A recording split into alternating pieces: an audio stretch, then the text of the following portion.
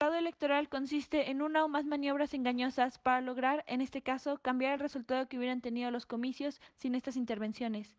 Es un delito con fines políticos y en contra de la democracia, pues atenta contra la real voluntad de la mayoría popular. Existen diferentes tipos de fraude electoral, entre las cuales está la urna embarazada, la cual consiste en meter votos a la urna antes de la votación. De igual forma existe el carrusel, el cual consiste en vender tu boleta vacía por una previamente llenada. El ratón loco es alterar la lista nominal para que el elector no aparezca en ella y tener que cambiar de lugar. La operación tamal es regalar tamales o tortas a los votantes para asegurar su voto. Existe la mesa gemela y cambiazo, la cual consiste que durante el traslado hacia el arca triclave se dé el cambio de alguna de las bolsas con los votos. Y la publicidad, el cual consiste en utilizar recursos ilícitos para aumentar el gasto de campaña y obtener ventaja en la publicidad.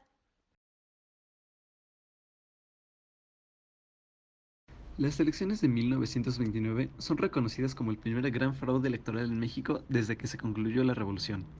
Tras el asesinato del presidente Álvaro Obregón en 1928, se llamó a unas nuevas elecciones en las cuales estuvieron como candidatos Pascual Ortiz Rubio por el recién fundado Partido Nacional Revolucionario y José Vasconcelos por el Partido Nacional Antirreeleccionista.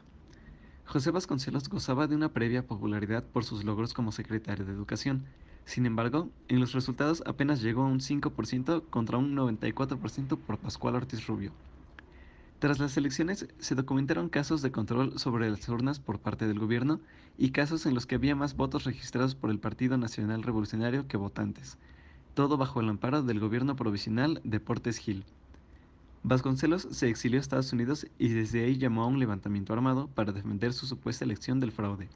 Declaró: "Es una vergüenza para cada mexicano que yo, como su presidente, me haya venido al extranjero en vez de ir al Palacio Nacional.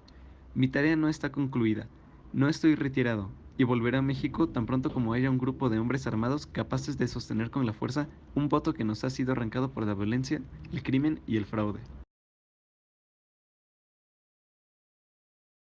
Elecciones de 1940 contendieron Manuel Ávila Camacho por el Partido de la Revolución Mexicana y Juan Almazán por el recién creado Partido Revolucionario de Unificación Nacional. Los seguidores de Almazán, dispuestos a todo con tal de desafiar las reformas cardenistas, no dudaron en recurrir a las armas. Almazán pidió apoyo al gobierno estadounidense, pero este no deseaba sufrir los efectos de una nueva guerra civil en México. El 7 de julio se celebraron las elecciones. Estas son recordadas como una de las más controversiales de la historia del México contemporáneo, pues se dieron numerosos conflictos, asaltos a las urnas, mítines y varios enfrentamientos en los que se cuentan con un total de 30 muertos y 158 heridos. Los resultados oficiales fueron poco creíbles: 94% de votos por Ávila Camacho y solo 5% para Almazán. Con Almazán fuera del país y con la mayoría del ejército apoyando a Cárdenas, los almazanistas nada pudieron hacer y el 1 de diciembre Ávila Camacho tomó posesión en un ambiente de relativa tranquilidad después de unas elecciones notablemente fraudulentas. En 1958, los candidatos a la presidencia eran Adolfo López Mateos por parte del PRI y Luis Álvarez por parte del PAN.